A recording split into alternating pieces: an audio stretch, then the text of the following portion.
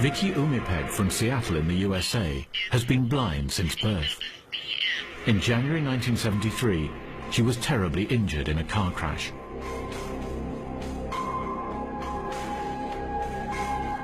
I had a skull fracture, concussion, neck injury, back injury, leg injury, and I was dead for 4 minutes. Vicky's heart had stopped. Was she clinically dead, or just in a deep coma?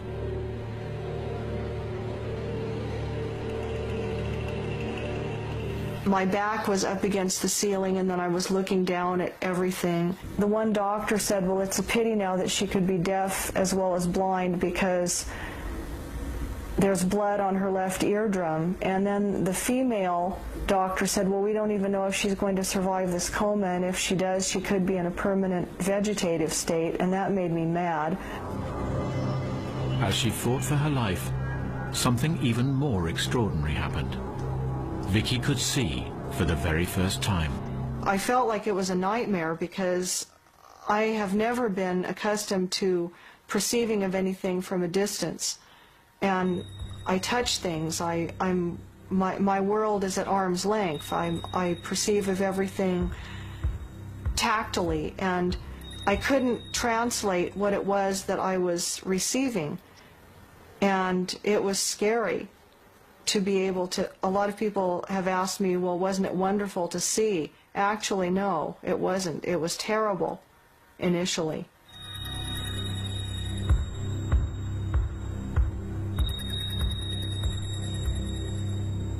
I saw this ring on my left ring finger, and I thought, okay, that is me. And I also realized I had very long hair then down to my waist, and I realized that they'd shaved off quite a lot of it, and I was pretty upset about that.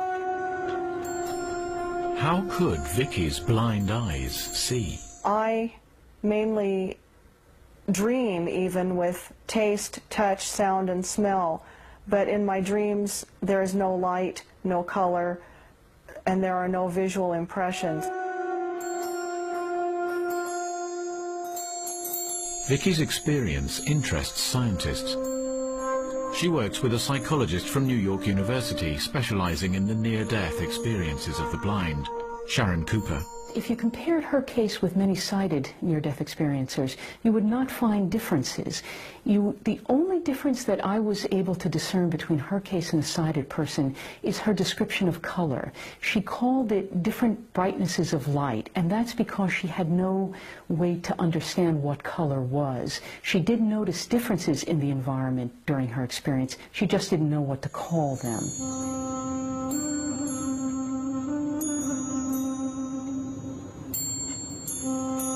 Vicky Umipeg survived and returned to her world of darkness.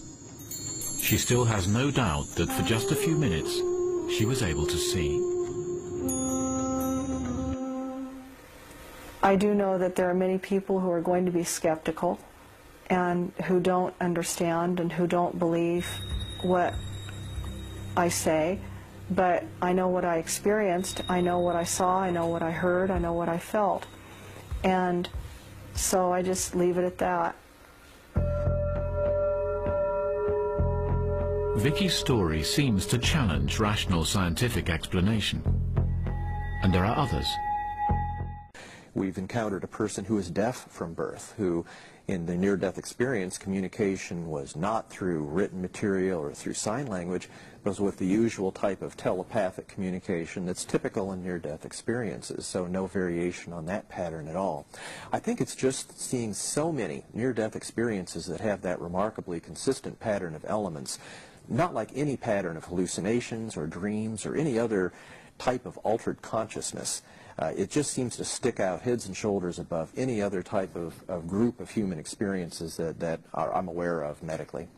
What's remarkable about near-death experiences is that what they can see and hear during that phase of the experience almost always is absolutely correct. And this is occurring when they're clinically dead, if you will, their heart stopped, they've stopped breathing, and they're unconscious.